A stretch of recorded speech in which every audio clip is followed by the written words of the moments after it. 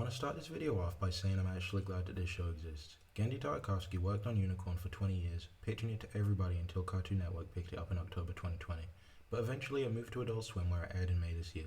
I think it's great that after working so long to get a passion project off the ground, Genndy managed to finally get it out there, and I don't want people to think that I'm just going to spend this whole video talking shit.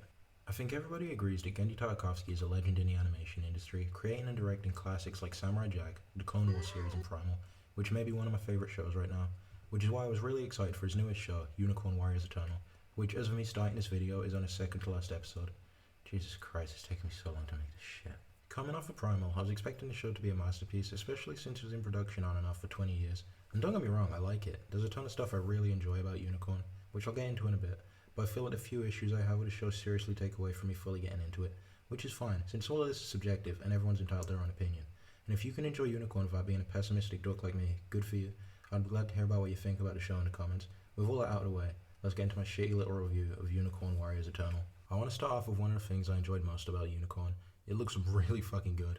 The colours and lighting are exactly what you'd expect from a Genndy show. Like the first episode alone is just crazy to look at sometimes, especially during the scene during Emma and Winston's wedding, which was just beautiful. The cosmic realm the Sing travels through is incredible to look at too, especially in the last few episodes. The ancient evil warriors fight always looks cool too. I love how every time it shows up it's in a new form, like it'll be a sea serpent when they're in the Middle Ages and then it'll come back as a wolf in the Old West. And when the show starts it's an elephant. The show has such a fantastical vibe too. It's all steampunk in London, which looks great, and then it goes in completely different worlds like the Cosmic Realm or the forest where Edward's clan lives. Another great thing about Unicorn is the premise of the show itself. I think the idea of a group of heroes that are reincarnated throughout time to fight evil is cool as hell. In the first episode, we actually get to see what the warriors looked like in different eras like the Viking Age, Middle Ages, and Old West, and they all looked sick. I think my favourite thing about it is there's so much opportunity and so much you can do with the show. The warriors come back in different bodies in different eras, so the next season could potentially be completely different from what we've already seen so far. Genndy said he's already pitched a 4-season story for the show, so as negative as I'm about to get about the show, I'm actually really excited to see what he's got in store for us. Okay, now onto the stuff I don't like about Unicorn. I think my main issue with it is the character design is sometimes a little too goofy, and it really takes away from the story.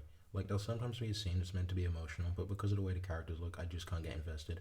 I think the worst case has got to be Winston, especially when he's in his werewolf form. You can tell that Genndy was heavily inspired by Max Fleischer cartoons and Popeye, which is fine, but I really can't take it seriously, especially if it's an emotional scene or an action scene. Speaking of action, the fight scenes in the show are kinda weak, other than the flashback sequence in the first episode and Merlin and the Rakshas's fight in episode 8, which were both really fucking cool. It's mainly in the first few episodes, but I can see that being an issue for someone if you don't really want to wait for the show to get exciting. Something I think that could fix it is actually using Sang. He should have been the coolest character in the show, but he kinda just floats around and doesn't do much. Out of everyone in the show, he's definitely the most underutilized, which is a shame because I can imagine him being able to do a bunch of cool shit. I know he's only like 9 or something and he can't properly use his powers, but I think it would have been cool to at least see him like build up to it, you know? This is more of a nitpick than it is an actual problem, but I feel like the fact that they never properly go into the ramifications of the warriors using people as host bodies is kind of fucked up, because if you think about it for more than a second, it's a pretty big deal. These are people with lives and families, and they only bring it up for like a minute and never bring it up again. Okay, so I was going to wrap the video up here, but the last episode came out and I want to talk about it. I'm really glad they brought back the descendants of the reincarnations from episode 3. I really wanted them back because I think an idea of people being aware of the warriors and having a whole order around them is pretty cool. And it's good that they had an actual role in the story helping Emma get back to the Cosmic Realm. I'm not going to go too deep into spoilers, but I think the way they planned on fighting evil was kind of goofy but really good for the show. It looked sick too, the colours were great. One thing though is I wasn't shit my pants excited over the final scene like I wasn't Primal, but that's probably just me because I was way more emotionally attached to Spear than I was the warriors.